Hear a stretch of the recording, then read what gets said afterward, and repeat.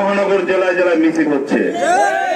আমি কথা বলতে চাই, গতকাল আমাদের প্রধানমন্ত্রী সে রাষ্ট্রীয় ভাষণ দিয়েছেন।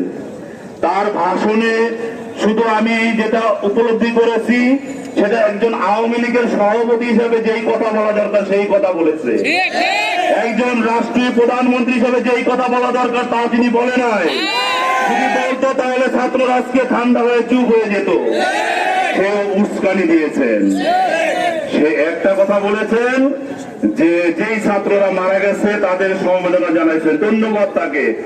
কিন্তু সাথে সাথে আর একটা কথা বলেছেন, যেই 6 ছাত্র মারা গেছে, যেই 6 ছাত্রকে যেই সন্ত্রাসীরা হত্যা করেছে, সেই সন্ত্রাসীদের চিহ্নিত করে তাদেরকে বিচার করবেন, ধন্যবাদ আপনাকে। কিন্তু রংপুরে আমাদের আবু সাইদকে যে পুলিশ হত্যা করেছে, ওখানে পুলিশ